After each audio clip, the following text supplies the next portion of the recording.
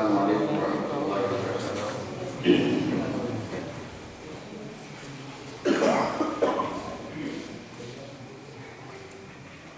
الحمد للہ نحمده ونستعینه ونستغفره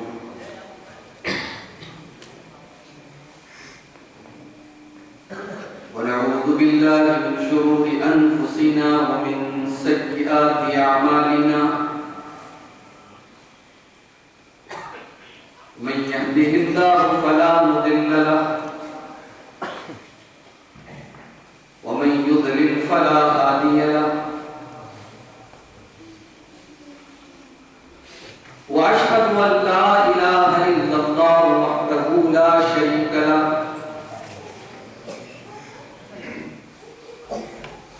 وأشهد أن محمدًا عبده ورسوله۔ يا أيها الذين آمنوا اتقوا الله حق تقاته ولا تموتن إلا وأنتم مسلمون۔ يا أيها الناس اتقوا ربكم الذي خلقكم من نفس واحدة وخلق منها زوجها وبث منهما رجالا كثيرا ونساء، واتقوا الله الذي تساءلون به والأرحام إن الله كان عليكم رقيبا۔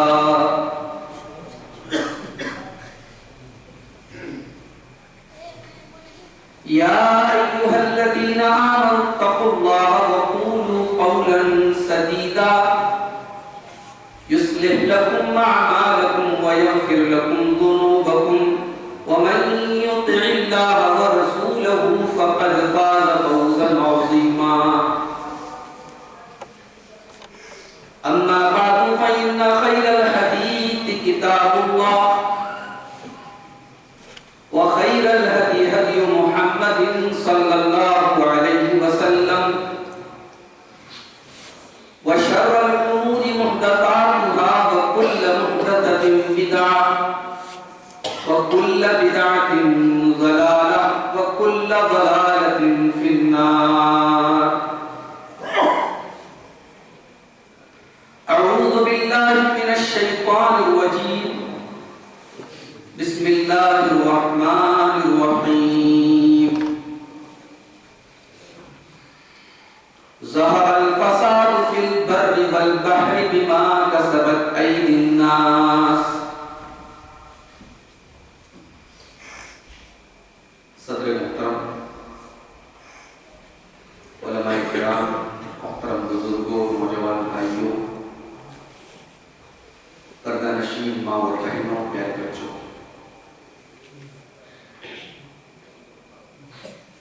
کنو موڈیہار یہ علاقہ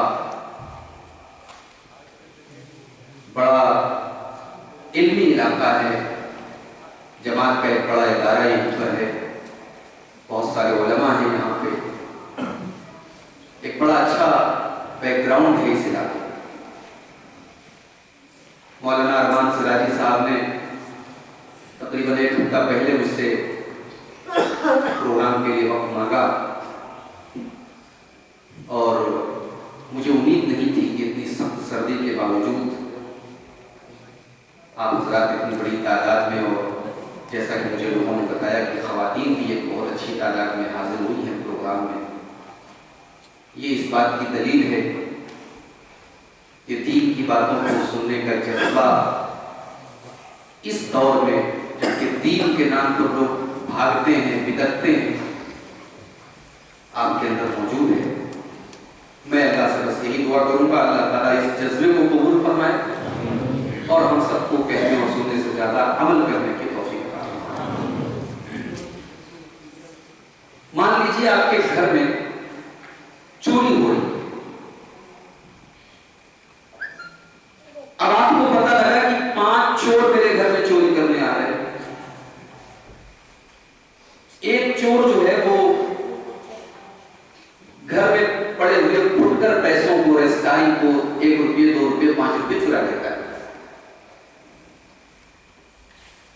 چور ہے جو گھر کی چھوٹی موٹی چیزیں، انتہائی معمولی چیزیں، ماچس ہو گئی، نمک ہو گیا، اس طریقے کی چیزیں چرا لیتا ہے۔ ایک چور ایسا ہے جو گھر کے کپڑے چرا لیتا ہے۔ ایک چور ایسا ہے کہ جو گھر سے قیمتی چیزیں، سونے کے زیورات ہیں، قیمتی جو بھی آپ کے گھر میں مال ہے وہ چرا کے لے جاتا ہے۔ اور ایک چور ایسا ہے جو آپ کے گھر میں آ کے آپ کے گھر کی عزت پر ڈاکہ ڈالتا ہے۔ اور آپ کو علم ہے کہ میرے گھر میں اس طریقے کے 5 چور آ رہے ہیں، آپ کیا کریں گے؟ کہ آپ اس چور کا پتہ لگانے کی کوشش کریں گے اور اس کے پیچھے پریشان ہوں گے جو نمک چرا رہا ہے، جو ماچس چرا رہا ہے، جو 1 روپے 2 روپے کے سکے چرا رہا ہے؟ نہیں، عقل مند انسان وہ ہوگا جو پہلے اس چور کو پکڑنے کی کوشش کرے گا جو آپ کے گھر کی عزت پر ہاتھ ڈالتا ہے، اور جب وہ کسی طریقے سے کنٹرول میں آ گیا اور گرفتار ہو گیا، پکڑ لیا گیا، تو پھر آپ اس چور کو پکڑیں گے جو آپ کے گھر کی قیمتی چیزیں چرا رہا ہے، آپ کے گھر سے سونے کے زیورات چرا رہا ہے، آپ کے قیمتی مال کو چرا رہا ہے۔ یہ جو میں نے مثال دی ہے، آج یہ پروگرام آپ کے اس گاؤں میں ہوا، کیوں ہوا بھائی؟ مقصد کیا ہے؟ سماج کی اصلاح ہے، سماج کو چوروں سے بچانا۔ اب سماج میں بہت طریقے کی برائیاں، لیکن اس سماج میں 2 ایسے طبقے ہیں، سماج کے اندر 2 ایسے، سماج کا 2 حصہ ایسا ہے کہ اگر ہم نے اس کی اصلاح کر لی تو سمجھو پورے سماج کی اصلاح۔ وہ سماج کا سب سے مین حصہ ہے، سب سے امپورٹنٹ حصہ ہے، سب سے مہتوپورن حصہ ہے۔ اور وہ 2 حصہ کون ہے؟ ایک ہمارے سامنے بیٹھے ہوئے یہ 18 سال کے، 16 سال کے، 20 سال کے، 22 سال کے، 25 سال کے یہ نوجوان ہیں۔ ان کی اصلاح کے بغیر سماج نہیں سدھر سکتا میرے بھائی، اس لیے کہ سماج میں کوئی بڑا کام، سماج کی ترقی، سماج کو آگے لے کے جانے کا کام بھی نوجوان کرتے ہیں۔ اب نوجوان اگر رات میں بیٹھ کے 2 بجے تک موبائل پہ PUBG کھیل رہا ہے، فیس بک پر بیٹھ کر کے وہ ویڈیوز دیکھ رہا ہے، یوٹیوب پر بیٹھ کر کے وہ 5 فلمیں دیکھ رہا ہے، غیر محرم لڑکیوں سے باتیں کر رہا ہے، نشے کا عادی ہے، سگریٹ کا عادی ہے، شراب کا عادی ہے، گنڈا گردی کر رہا ہے، کرائم کی دنیا میں ہے، اپرادھ کی دنیا میں ہے، تو اس نوجوان سے آپ کیا امید رکھتے ہیں؟ وہ نوجوان دھرتی کا بوجھ ہے، بوجھ۔ وہ نوجوان اس سماج میں سوائے گندگی پھیلانے کے کچھ نہیں کر سکتا۔ جس نوجوان کو اپنی جوانی کی قیمت نہ مانے۔ اللہ کے پیارے نبی فرماتے ہیں لا تزول قدم ابن آدم من عند ربه یوم القیامہ، قیامت کے دن انسان کے پیر اپنی جگہ سے ہل نہیں سکتے ہیں، ٹس سے مس نہیں ہو سکتے ہیں، جب تک وہ 5 سوالوں کے جواب نہ دے دے۔ عن عمرہ فیما افنیٰ، پہلا سوال کیا جائے گا میرے بندے، میں نے تجھ کو جو عمر دی تھی، جو 50 سال کی، 60 سال کی، 70 سال کی جو زندگی دی تھی، اس زندگی کو تو نے کہاں گزارا، اس کا حساب دے۔ دوسرا سوال ہوگا وعن شبابہ فیما ابلیٰ، میرے بندے تیری زندگی میں جو جوانی کا دور آیا تھا، تو 16 سال سے لے کر کے 40 سال تک تیرے بدن میں جو طاقت تھی، تیرے دماغ میں جو تیزی تھی، تیرے بازو میں جو مچھلیاں پر طاقت تھی، تیرے جسم کے اندر خواہشات کا طوفان تھا، اس عمر کو تو نے کہاں گزارا، اس جوانی کو تو نے کہاں گزارا؟ میرے بندے تو اس کا حساب ہے۔ نوجوان اپنی جوانی کی قیمت سے ناواقف کر رہے ہیں. چھوٹا بچہ ہے نا، اس کے ہاتھ میں آپ سونے کی انگوٹھی دے دو، اس کے ہاتھ میں آپ پیتل کی انگوٹھی دے دو، بچہ تو بچہ ہے. میری بچی 7 سال کی بچی ہے میری، آج کل اس کی ماں نے اس کا کان چھلوا دیا. اب وہ سونے کی اس کو جو ہے کان میں 4-5 ہزار روپے کی تو کان میں پہن گیا تو کیا بولتے اس کو؟ تب بولتے چلتا ہے، بالی بولتا ہے. اب وہ اسکول میں کھیلتی تھی بچوں کے ساتھ، وہ بالی گر گئی. ظاہر ہے 7 سال کے 5 سال کے بچوں کو کیا پتا کہ سونا کیا ہے، پیتل کیا ہے. اس لیے کہ وہ نعمت جو ہے، وہ چیز جو ہے، اس کی ویلیو اس کو نہیں پتا. وہ نوجوان جس کو اپنی جوانی کی ویلیو نہ پتا ہو، اپنی جوانی کی قیمت نہ پتا ہو، وہ تو اپنی جوانی کو کہیں بھول جائے. جب جوانی کی قیمت پتا لگ جائے میرے پیارے بھائیوں، میرے نوجوان ساتھیوں، تب مصعب ابن عمیر کے جیسا نوجوان تیار ہوتا ہے. یہ مصعب ابن عمیر کون ہے؟ اللہ کی قسم میرے نوجوان بھائیوں، اگر مصعب ابن عمیر کی زندگی کے بارے میں صحیح طریقے سے پڑھ دو، آپ رات بھر سو نہیں پائیں گے، آپ کی آنکھوں سے نیند ہو جائے گی. مصعب ابن عمیر یہ وہ نوجوان ہے جو مکے کا سب سے بہترین کپڑا پہننے والا، سب سے بہترین خوشبو لگانے والا نوجوان ہے. امیر باپ کا بیٹا ہے، ماں کا دلارا ہے، باپ کی آنکھوں کا تارا ہے. مکے کے اندر سب سے اچھا کپڑا اگر کسی کے بدن پہ نظر آتا ہے تو اس کے بدن پہ نظر آتا ہے. یہ مکے کی جس گلی سے گزر جائے پوری گلی خوشبو سے بھر جایا کرتی ہے. جوانی کی اندر عمر ہے، جوانی کی دیوانی عمر ہے، اور مصعب ابن عمیر اپنی جوانی کے ان ایام کو مزے لے لے کے اڑا رہے ہیں.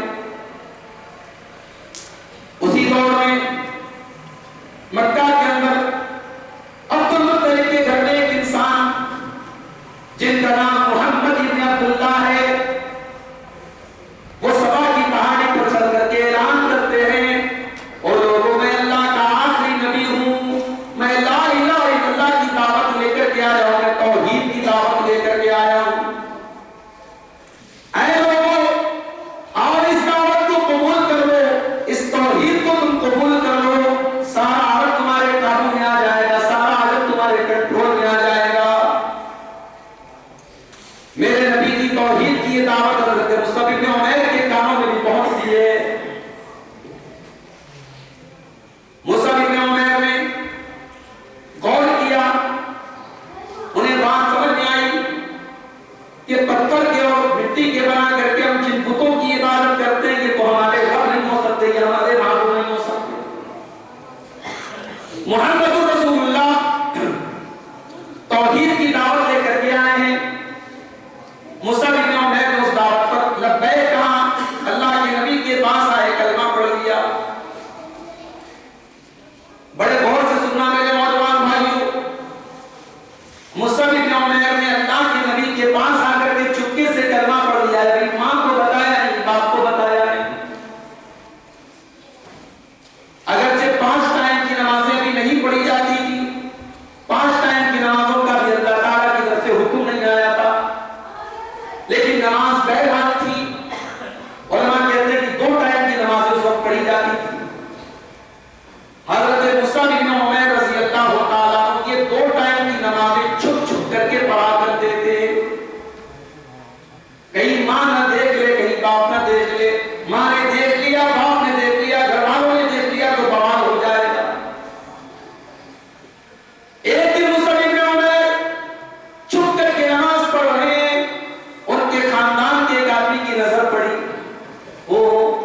یہ تو مسلمان ہو گیا ہے، یہ تو بے دین ہو گیا ہے، اس نے تو باپ دادا کا طریقہ چھوڑ دیا ہے.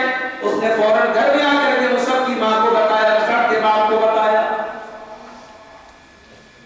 اب ہوتا پانی پر ماں نے کہا کہ اب تجھے اس گھر میں انٹری ملنے والی نہیں ہے جب تک تو محمد کا دین نہیں چھوڑ دیتا صلی اللہ علیہ وسلم.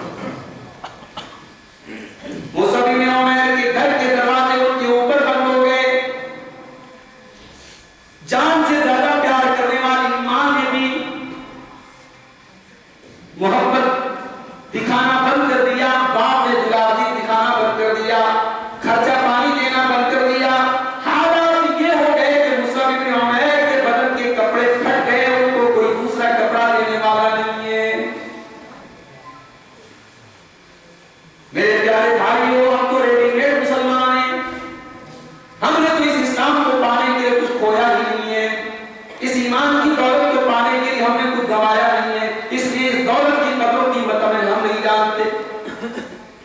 مصعب بن عمیر توحید کا راستہ اپنانے اور ماں نے گھر سے نکال دیا، باپ نے گھر سے نکال دیا، اور وہی مصعب بن عمیر جو کل تک مکے کا سب سے خوبصورت کپڑا پہننے والا، سب سے قیمتی لباس پہننے والا نوجوان تھا، آج مکہ کی گلیوں میں وہ پھٹے پرانے کو سیدھا پہننے لگے کپڑے پہن کر کے چل رہے ہیں۔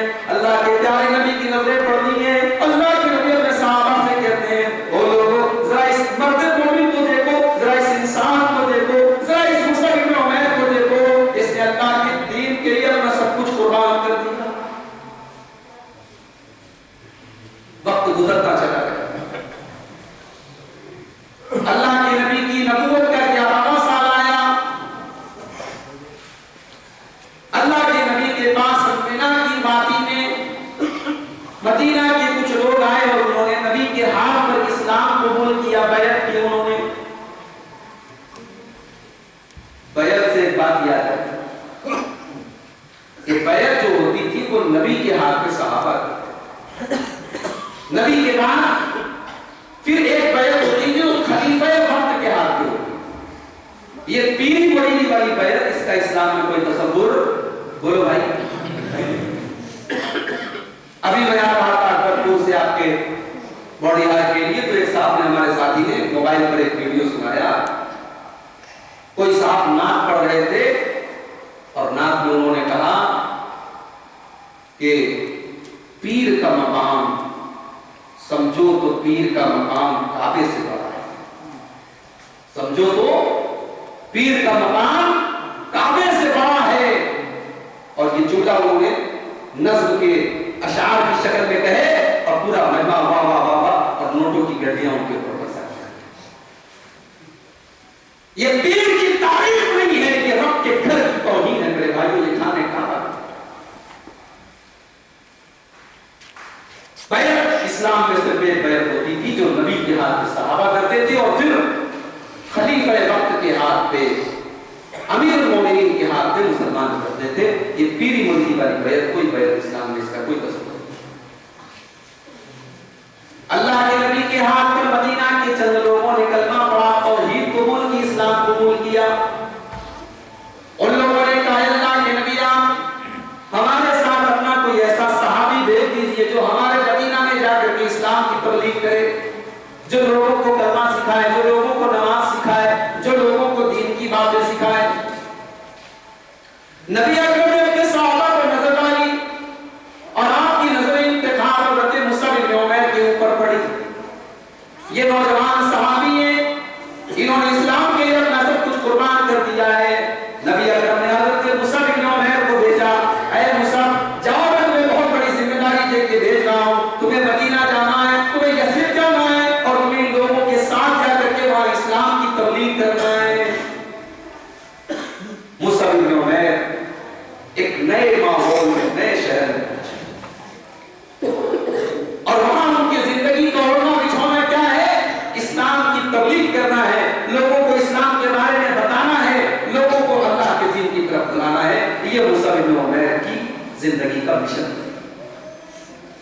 اور سیرت کی کتابیں میں بتاتی ہیں کہ ابھی سال بھر نہیں گزرا تھا، مصعب بن عمیر نے اتنی محنت کی کہ ایک سال کے اندر پورے مدینہ کے اندر کوئی گھر ایسا نہیں تھا جہاں اشہد ان لا الہ الا اللہ واشہد ان محمدن عبدہ ورسولہ، یہ صدا دینے والے، یہ کلمہ پڑھنے والے ہر گھر میں کوئی نہ کوئی ایک آدمی ضرور ہو، یہ حالات پیدا ہو گئے۔ مصعب بن عمیر اللہ کے نبی کے مبلغ بن گئے، مدینہ کے اندر آپ کے داعی بن گئے، آپ کے سفیر بن گئے، آپ کے ایمبیسڈر بن گئے۔ اس کے بعد جب اللہ کے پیارے نبی مدینہ پہنچے، مشرکوں کے ساتھ ایک جنگ ہوئی جس کو ہم غزوہ بدر کہتے ہیں۔ غزوہ بدر کے اندر بھی مصعب بن عمیر شامل ہوئے اور انہوں نے اپنی بہادری کے جوہر دکھائے۔ ایک سال کے بعد جب مشرکوں نے بدلہ لینے کے لیے دوسری جنگ کی جس کو ہم جنگ احد کہتے ہیں، غزوہ احد کہتے ہیں، اس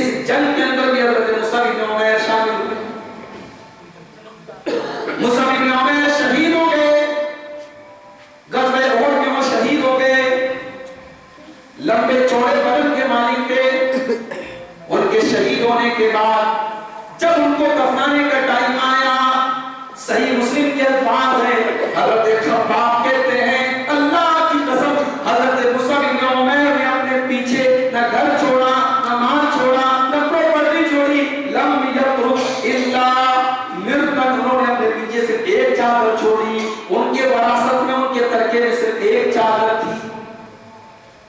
اللہ اپنے زمانے کا مکے کا سب سے فیشنیبل، سب سے خوبصورت اور سب سے امیر باپ کا بیٹا آج مدینہ کے اندر احد کے میدان میں شہید ہے اور اس کے پیچھے صرف ایک چادر ہے۔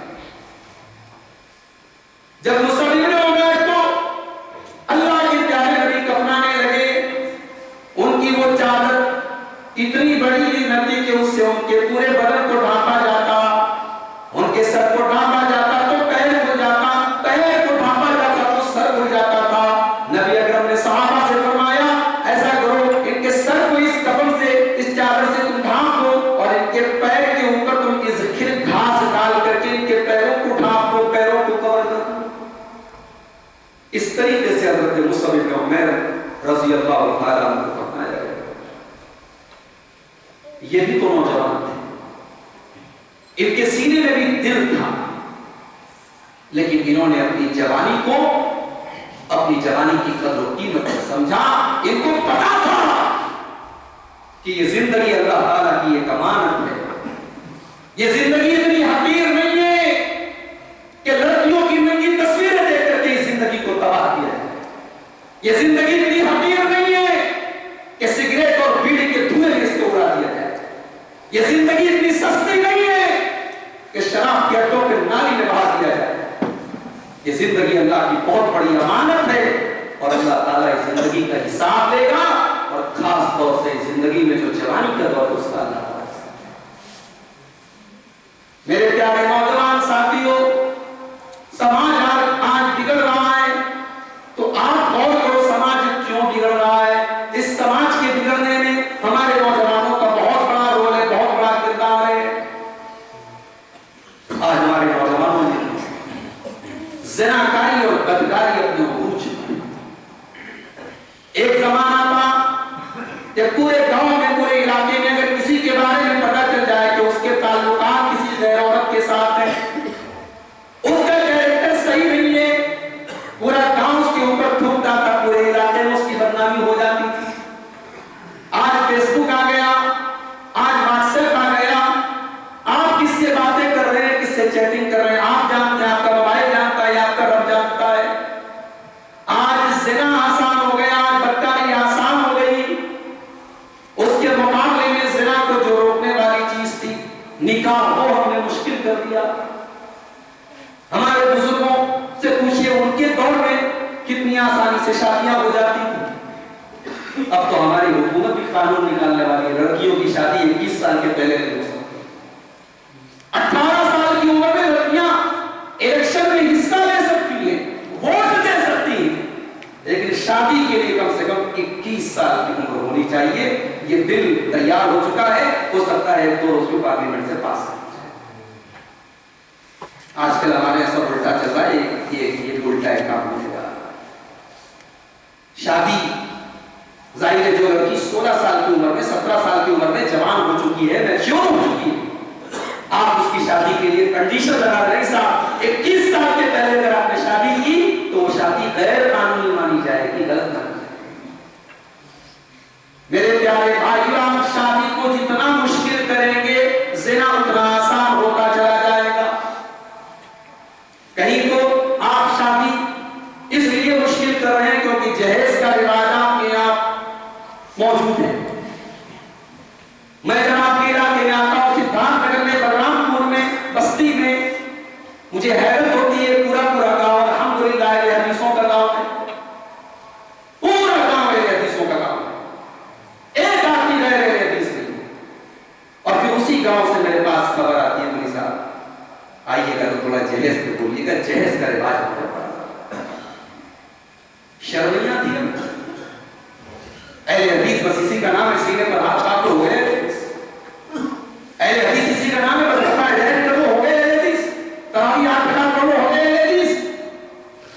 اہل حدیث کس چڑیا کا نام ہے ہم نے سمجھا ہی نہیں رہتا.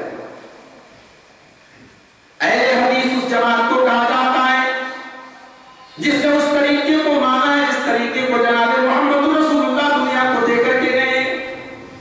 اور میرے نبی نے جو طریقہ دیا ہے اس طریقے میں صرف نماز نہیں ہے, صرف رفع یدین نہیں ہے, صرف زور سے آمین نہیں ہے, صرف سینے پر ہاتھ باندھنا نہیں ہے. اس طریقے میں شادی بیاہ بھی ہے, اس طریقے میں تجارت بھی ہے, اس طریقے میں اخلاق بھی ہے, اس طریقے میں لین دین بھی ہے. میرے پیارے بھائیوں, کوئی ایک دلیل مجھے دے دو, کوئی ایک مثال مجھے دے دو کہ نبی کے دور میں کسی صحابی نے جہیز لیا ہو.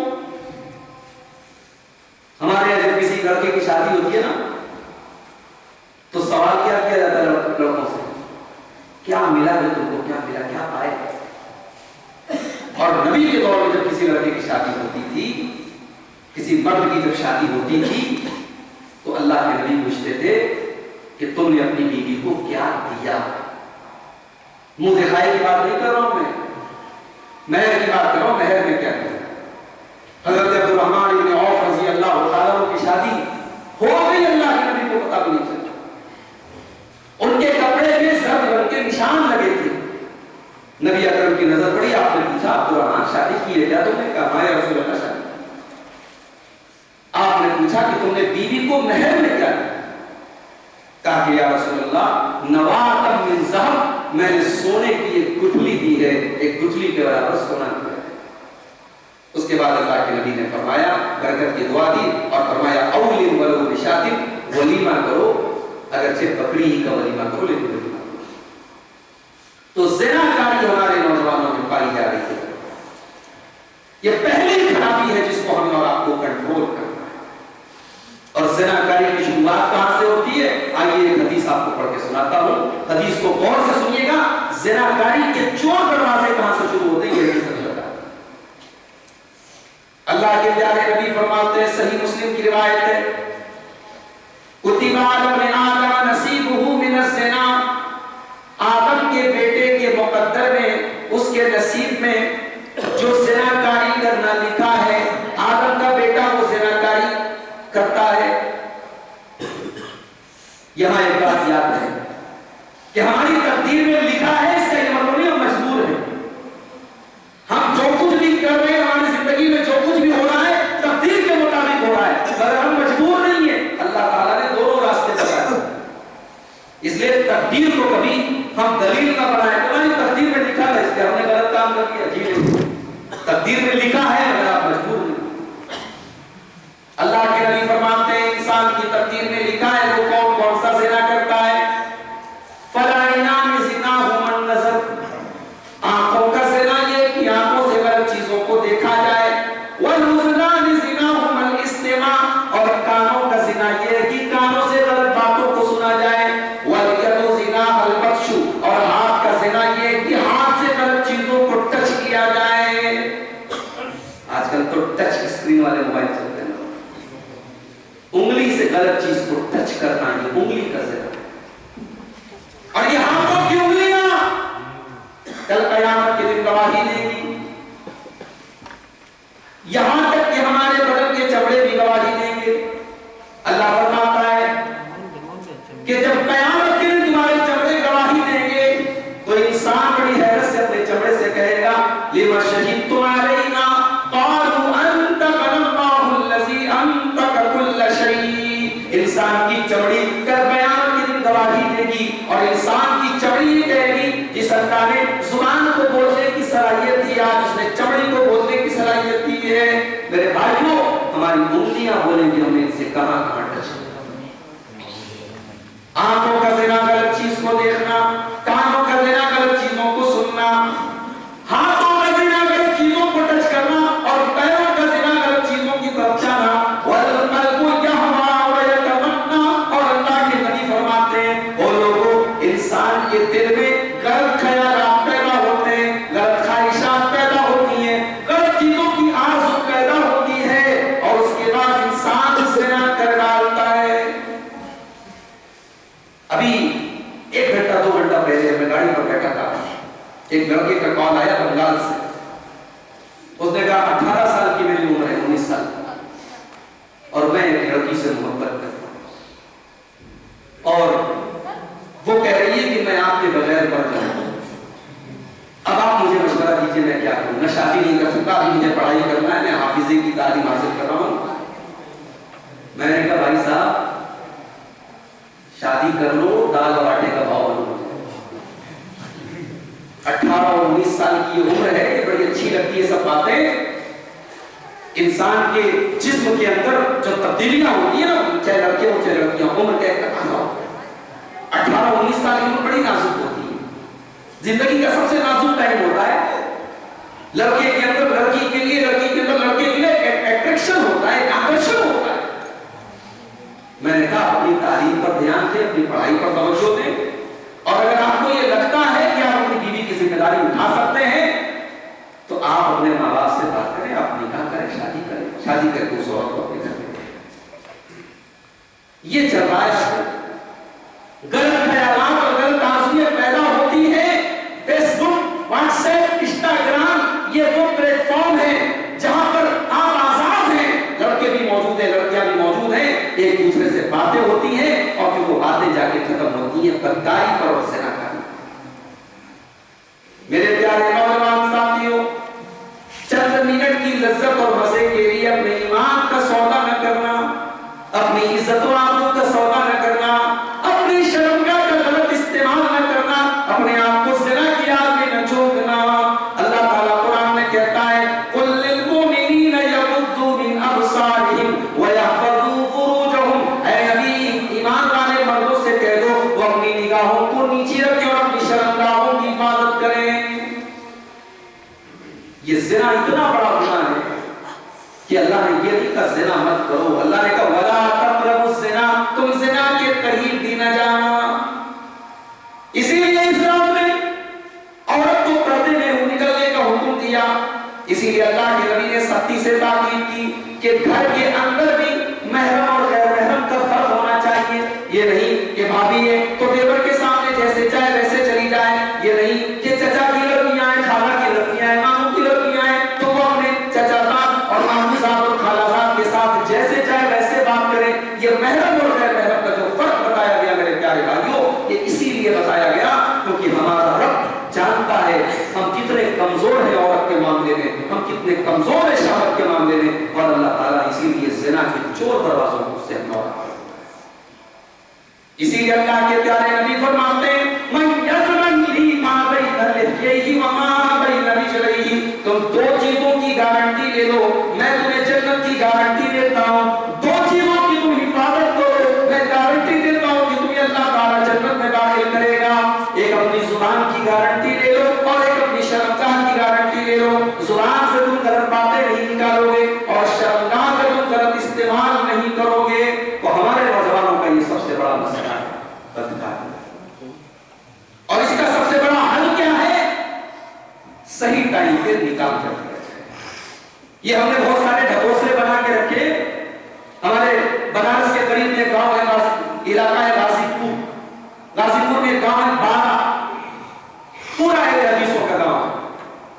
وہاں مجھے لوگوں نے بتایا مولوی صاحب ہمارے یہاں لڑکے کی شادی تب تک نہیں ہوتی جب تک اس کو سرکاری نوکری نہ مل جائے۔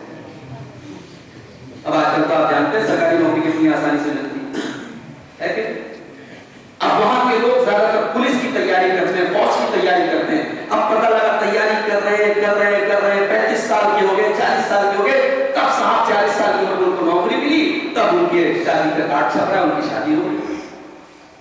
بھائی بھوک آج لگی ہے آپ کو، کھانا آپ 4 سال بعد کھائیں گے تو مر بھی جائیں گے۔ انسان کو اس کی صحیح وقت پر اگر اس کی ضرورت پوری نہ ہو تو پھر یہ سمجھیے کہ ہم اس کو غلط راستے کی طرف جانے کے لیے اکسا رہے ہیں، ہم غلط راستے پر آمادہ کر رہے ہیں۔ اسی لیے میری گزارش ہے لڑکوں کے گارجین سے بھی اور لڑکیوں کے گارجین سے بھی، اور یہ میری گزارش نہیں ہے، یہ جناب محمد رسول اللہ کا فرمان ہے۔ اذا خطب الیکم ممن ترضون دینہ وخلقہ فزوجوہ، جب تمہارے لڑکوں کے لیے، تمہاری لڑکیوں کے لیے جب اچھے رشتے مل جائیں، تمہارے لڑکے کے لیے اچھی اور دیندار لڑکی مل جائے، تمہاری لڑکی کے لیے اچھا اور دیندار لڑکا مل جائے، فزوجوہ، تو تم جلدی سے نکاح کر دو، وَإِلَّا تَفْعَلُوا، اگر تم ایسا نہیں کرو گے تَكُنْ فِتْنَةٌ فتنۃ فی الارض وفساد کبیر، تو زمین میں فتنہ پھیل جائے گا اور فساد پھیل جائے گا، اور فساد آج پھیل چکا ہے، ہم اپنی آنکھوں سے دیکھ رہے ہیں۔ صحیح وقت پر آپ شادی کریں۔ دوسری خرابی ہمارے نوجوانوں کے اندر جو پائی جا رہی ہے، نشے کا چلن بڑھ رہا ہے۔ ارے مولوی صاحب اب تو سگریٹ عام بات ہو، پہلے لوگ شوقیہ سگریٹ پیتے ہیں، کسی کے یہاں شادی ہے چند نوجوان بیٹھ کر سگریٹ پی رہے ہیں، اور جس کو عادت پڑ گئی تو بیچارہ جلسے میں بھی آیا اور کنارے کے جا کے سگریٹ پی رہا ہوگا۔ یہ نشہ، کوئی یہ نہ سوچے کہ نشہ صرف شراب کا نام ہے۔ اللہ کے پیارے نبی فرماتے ما اسکر کثیرہ فقلیلہ حرام، جو چیز زیادہ مقدار میں استعمال کرنے سے نشہ پیدا ہوتا ہے، اس چیز کو تھوڑی سی مقدار میں بھی پینا اور استعمال کرنا یہ حرام ہے۔ تمباکو جو نہیں کھاتا اس کو تھوڑا سا تمباکو بھی آپ کھلا دیں وہ چکر کھا کے گر جائے گا، اور جو کھانے والے ہیں ماشاءاللہ وہ تو بغل کے مسل کے کھاتے رہتے ہیں۔ تو یہ نشہ آپ کے پیسے کے لیے، آپ کی صحت کے لیے اور پورے سماج کے لیے میرے بھائیوں یہ مضر اور نقصان۔ جب اللہ کے نبی فرماتے ہیں کہ تم پیاز اور لہسن کھا کر کے مسجد میں نہ آیا کرو، فإن الملائکۃ تتعزى مما تتعزى منه الملائکہ، اس لیے کہ جس سے فرشتوں کو تکلیف ہوتی ہے، جس چیز سے تمہیں تکلیف ہوتی ہے اس سے فرشتوں کو بھی تکلیف ہوتی ہے۔ کچا پیاز اور کچی لہسن کھا کر کے تم آؤ گے، تمہیں تکلیف ہوگی، تمہارے پڑوس میں تمہارے بغل میں نماز پڑھنے والے کو تکلیف ہوگی، تو فرشتوں کو بھی تکلیف ہوتی ہے۔ میں سوال کرتا ہوں آپ سے، فرشتوں کو اگر کچے پیاز اور کچے لہسن سے اگر تکلیف ہو رہی ہے تو کیا فرشتوں کو بیڑی اور سگریٹ کی مہک سے تکلیف نہیں ہوتی ہوگی؟ ہر وہ چیز جو آپ کے بدن کے لیے نقصان دہ، اب تو سگریٹ کے پیکٹ پہ باقاعدہ خطرناک قسم کا لوگو بھی بنا رہتا ہے کہ بھائی یہ اس کو کھانے سے تمباکو سے کینسر ہو جائے۔ اچھا حکومت چھپا بھی رہی ہے، لائسنس بھی دے رہی ہے، بک بھی رہا ہے اور لوگ استعمال بھی کرتے ہیں۔ یہ تماشا عجیب تماشا ہے۔ بہار میں شراب پر پابندی لگا دی وہاں کے مکھیہ منتری نے۔ اب میں بہار میں جب گیا تو میں نے لوگوں سے پوچھا کہ صاحب شراب پر تو آپ کیا پابندی لگی؟ اب تو شراب لوگ نہیں پیتے ہوں گے، پہلے سے زیادہ پیتے ہیں، پہلے سے زیادہ پیتے ہیں، پولیس والے پیسہ لے لے کے پلواتے ہیں۔ تو یہ ہے ہمارے ملک کا تالا، بعد میں بنتا ہے چابی پہلے بن جاتی ہے، قانون بعد میں بنتا ہے، قانون کو توڑنے کے راستے پہلے بن جاتے ہیں۔ تو نشہ میرے بھائیوں ہمارے نوجوانوں کو بڑھا ہے، اور بعض نشہ تو ایسا ہے جو جس کو ہم ڈرگس کہتے ہیں، یہ جو پاؤڈر قسم کے جو نشہ کے چیزیں آتی ہیں، یہ تو ایسی چیزیں ہیں ممبئی وغیرہ کے اندر بعض مجھے بھائیوں نے بتایا کہ ایسے ایسے پاؤڈر سپلائی کیے جا رہے ہیں نوجوانوں کے بیچ میں کہ ایک بار اس کو کھا لیتے پھر اس کے بغیر ان کو چین نہیں ملتا، نیند نہیں آتی رات، اور پھر وہ دھیرے دھیرے ان کی پوری اکڑیوں کو گلاتا ہے، ان کے پورے بدن کو کراتا ہے۔ تو یہ دوسری خطرناک چیز ہے میرے بھائی، نشہ جو ہمارے نوجوانوں کو تباہ۔ تیسری چیز، ہمارا نوجوان جرائم کی دنیا کی طرف جا رہا ہے، کب تو خونریزی کی طرف جا رہا ہے، اور اسے چند پیسوں کے لالچ میں کوئی کدھر بھی لے کے چلا جاتا ہے۔ میرے پیارے بھائیوں، طاقتور بنو لیکن طاقت کا غلط استعمال کرنا۔ اللہ کے پیارے نبی فرماتے ہیں المؤمن القوی خیر واحب الی اللہ من المؤمن الضعیف، طاقتور مومن اللہ تعالیٰ کو زیادہ پیارا ہے اور زیادہ اچھا ہے کمزور مومن کے مقابلے میں۔ بدن کے اعتبار سے بھی طاقت والے بنو، ایمان کے اعتبار سے بھی طاقت والے بنو، عقیدے کے اعتبار سے بھی طاقت والے بنو، ایمان بھی مضبوط کرو، بدن بھی مضبوط کرو، اپنے آپ کو مضبوط بناؤ، مگر ظلم کرنے کے لیے نہیں، ظالم کو روکنے کے لیے مضبوط بنو۔ آپ کا ہاتھ جب بھی اٹھے تو ظلم کرنے کے لیے نہ اٹھے، ظالم کو روکنے کے لیے اٹھے۔ نوجوانوں کا ایک مسئلہ اور ہے بہت بڑا، انہوں نے زندگی کا 3 مقصد بنا لیا ہے، کھانا ہے، انجوائے کرنا ہے اور لمبے لمبے پلان کرنا۔ یہ کر لیں گے، وہ کر لیں گے، اتنا پیسہ کمائیں گے، اتنا اچھا مکان بنا لیں گے، ابا اماں کو حج کرا لیں گے۔ ایک اماں ابا کو حج کرانے کی اگر آرزو ہے، بڑی اچھی آرزو ہے، لیکن بیاج اور سود کے پیسہ سے حج کراؤ گے اماں ابا؟ آرزویں ہیں، پلاننگ ہے، سامان 100 برس کا ہے، کل کی خبر نہیں،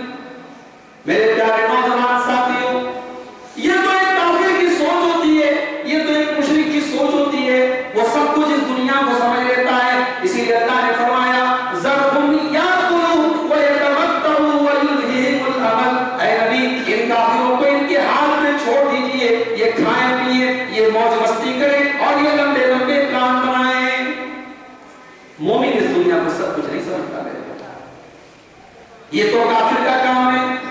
حیا علی الصلاۃ کی آواز آ رہی ہے، اس کی دکان کھلی ہوئی ہے. حیا علی الفلاح کی آواز آ رہی ہے، وہ بستر پہ پڑا ہوا ہے. یہ تو کافر کی سوچ ہو سکتی ہے، یہ تو مومن کی سوچ نہیں ہو سکتی ہے. مومن تو وہ ہوتا ہے، اللہ نے فرمایا رجال لا تلہیہم تجارۃ ولا بیع عن ذکر اللہ. میرے نیک بندے، میرے مومن بندے تو وہ ہوتے ہیں جب اللہ کا نام لے لیا جائے، جب نماز کا ٹائم ہو جائے، ان کے کاروبار بند ہو جاتے ہیں، ان کی دکانیں بند ہو جاتی ہیں، وہ سب کچھ چھوڑ کر کے نماز کی طرف جاتے ہیں. نماز کا ٹائم ہو گیا، سب کچھ بند ہو جانا چاہیے. لیکن ہمارا سب کچھ بند نہیں ہوتا. ہماری دکان چل رہی ہے، ہمارا کاروبار چل رہا ہے. کیوں؟ کیا اللہ کے ذکر سے اور نماز سے بڑھ کے ہمارا کاروبار؟ جانتے ہیں دنیا کی زندگی کی اوقات کیا ہے؟ آئیے میں دو مثالیں آپ سے دیتا ہوں. دنیا کی اوقات کیا ہے، دنیا کی حقیقت کیا ہے. صحیح مسلم کی روایت ہے، اللہ کے پیارے نبی اپنے صحابہ کے ساتھ جا رہے ہیں. راستے میں ایک بکری کا مرا ہوا بچہ پڑا ہے. چھوٹے چھوٹے کان والا بکری کا بچہ مرا ہوا پڑا ہے. نبی اکرم نے اس بکری کے بچے کی طرف اشارہ کر کے فرمایا اے میرے صحابہ ایکم یامز ھذا بدرہم، تم میں سے کون اس مرے ہوئے بکری کے بچے کو 1 درہم میں خریدے گا؟ اے اللہ کے رسول کیسی بات کر رہے ہیں. ایک تو یہ بکری کا بچہ مرا ہوا ہے، چھوٹے چھوٹے کان والا، زندہ بھی ہوتا تو ہم لوگ اس کو اتنی اہمیت نہیں دیتے. مرا ہوا ہے اور آپ کہہ رہے ہیں 1 درہم میں خریدے. اس کو تو ہم ایسے بھی کوئی جگہ تو نہیں لے سکتے، تو ہمارے لیے غلط ہے، حرام ہے.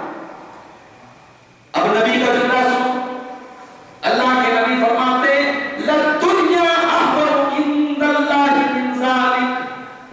جس دنیا کے پیچھے ہم مرتے رہتے ہیں، جس دنیا کو بہتر بنانے کے لیے ہم حلال اور حرام سب کچھ بھول جاتے ہیں، جس دنیا کے پیچھے پڑ کر کے اللہ کو بھول جاتے ہیں، اللہ تعالیٰ کے نزدیک اس دنیا کی حیثیت اس مرے ہوئے بکری کے بچے سے بھی زیادہ کہیں گزری ہے، اس مرے ہوئے بکری کے بچے سے بھی زیادہ بیکار ہے دنیا کی حیثیت.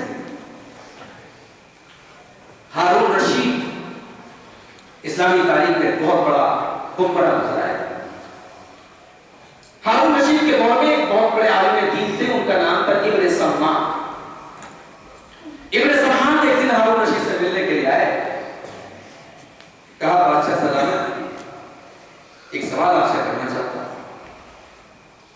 مان لیجیے آپ ایک صحرا میں ہیں، ریگستان میں ہیں، اور آپ کو بہت تیز پیاس لگی. اتنی تیز پیاس لگی اگر آپ کو پانی نہ ملے تو آپ مر جائیں. پیاس کے اس حالت میں ایک آدمی آپ کے پاس آتا ہے اور اس کے ہاتھ میں ایک پیالے میں پانی، اور وہ آپ سے کہتا ہے کہ ہارون رشید تم بہت بڑے بادشاہ ہو، لیکن آج پانی میرے پاس، تم پیاس سے تڑپ رہے ہو. یہ پانی میں تمہیں دوں گا مگر ایک شرط پر دوں گا، آپ کو اپنی آدھی حکومت مجھے دینی پڑے. تو اے بادشاہ سلامت آپ بتائیے آپ کیا کریں؟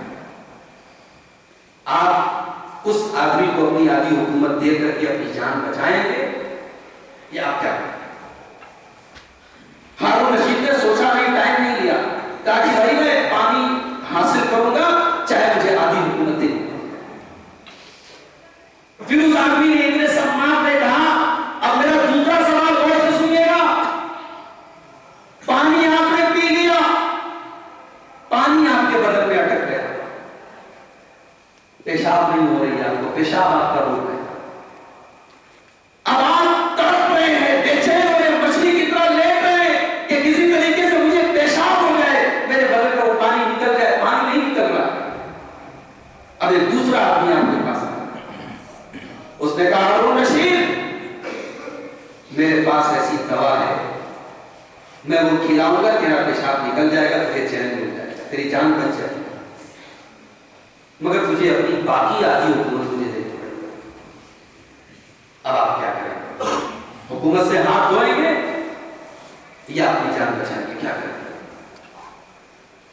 ہارون رشید نے کہا بھائی میں تو جان بچانا ہے، دے دوں گا حکومت اس کو، پیشاب رکا ہوا ہے میرا جان نکل رہی ہے، دے دوں گا اس کو. ابن سمان اس زمانے کے بہت بڑے عالم تھے. انہوں نے کہا ہے ہارون رشید اب کان کھول کر کے سن لو، یہ تخت و تاج، یہ حکومت جس پر تم اتنا ناز کرتے ہو، تم نے خود اپنے منہ سے اقرار کر لیا کہ ایک پیالہ پانی اور پیشاب کے چند قطروں سے زیادہ اس کی اوقات نہیں ہے. میرے پیارے بھائیوں، اگر ہم غور کریں تو زندگی کی حقیقت کیا ہے؟ ہارون رشید اور ابن سمان کا یہ واقعہ ہمیں بتا رہا ہے زندگی کی کیا اوقات ہے. رات کو بستر میں ہم سونے جاتے ہیں اور صبح کو انتقال کی خبر آ جاتی ہے. نہ کسی کی زندگی کا کوئی بھروسہ ہے، نہ موت کا کوئی بھروسہ ہے. اس دنیا کی زندگی کے پیچھے میرے بھائیوں اتنا مت بھاگو کہ اپنے رب کو بھول جاؤ، اپنے اللہ کو بھول جاؤ. کبھی کبھی قبرستان بھی جایا کرو، کبھی کبھی جا کر کے قبرستان میں دیکھو کہ آپ کے گاؤں کا حاجی صاحب، آپ کے گاؤں کا کروڑپتی سیٹھ صاحب بھی اسی قبرستان میں لیٹا ہوا ہے، اور آپ کے گاؤں میں بھیک مانگنے والا بھکاری اسی قبرستان میں لیٹا ہوا ہے. یہ وہ جگہ ہے جہاں امیر و غریب میں کوئی فرق نہیں ہے، جہاں چھوٹے اور بڑے میں کوئی فرق نہیں ہے، سب ایک ہی جگہ آ کر کے لیٹے ہیں.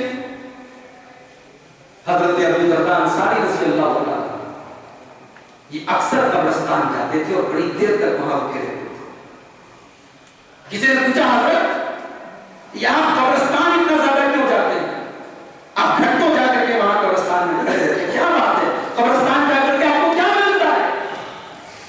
حضرت ابو درداء نے بتایا وہ لوگوں، جب میں قبرستان میں جاتا ہوں ہؤلاء قوم یذکروننی معادی، تو قبرستان میں جو لوگ مرے پڑے ہیں ان کو دیکھ کر کے مجھے اپنا انجام یاد آتا ہے، اپنی آخرت یاد آتی ہے، اپنی موت یاد آتی ہے. یہ وہ جگہ ہے جہاں مجھے اپنا انجام یاد آتا ہے. وَإِذَا كُنْتُ عَنْهُمْ، اور جب میں قبرستان سے اٹھ کر کے جانے لگتا ہوں، لَا يَغْتَابُونَنِي، تو اس قبرستان میں کوئی ایسا نہیں ہے جو میری غیبت کرے، جو میری چغلی کرے، جو میری برائی کرے. دنیا میں جب میں کہیں بیٹھتا ہوں اور اٹھ کر کے جانے لگتا ہوں، لوگ تو میرے منہ پر بڑی تعریف کرتے ہیں لیکن پیٹ پیچھے میری غیبت کرتے ہیں، چغلی کرتے ہیں. یہ وہ جگہ ہے جہاں کوئی غیبت کرنے والا نہیں، کوئی چغلی کرنے والا نہیں ہے. تو میرے بھائیوں، میرے نوجوان ساتھیوں، زندگی کو، اپنی زندگی، دنیا کی زندگی کو اپنا ٹارگٹ کرو. دنیا کماؤ بھائی، منع نہیں ہے. جو اللہ قرآن میں دنیا کی مذمت کرتا ہے، دنیا کو حقیر قرار دیتا ہے، وہی اللہ قرآن میں یہ بھی کہتا ہے کہ جمعہ کی نماز ختم ہو جائے جلدی سے جا کے اپنے کاروبار کرو. وہی اللہ کہتا ہے. اسی اللہ نے قرآن میں ہمیں دعا سکھائی ہے، ربنا آتنا فی الدنیا حسنہ وفی الآخرۃ حسنہ وقنا عذاب النار. پروردگار تو دنیا کو بھی اچھا بنا دے، تو آخرت کو بھی اچھا بنا دے، اور جہنم کے عذاب سے ہمیں بچا دے. تو دنیا کماؤ، دنیا کو بہتر سے بہتر گزارو، مگر دنیا کو سب کچھ مت سمجھو. یہ دنیا فانی ہے، موت اپنے وقت پر جب آئے گی.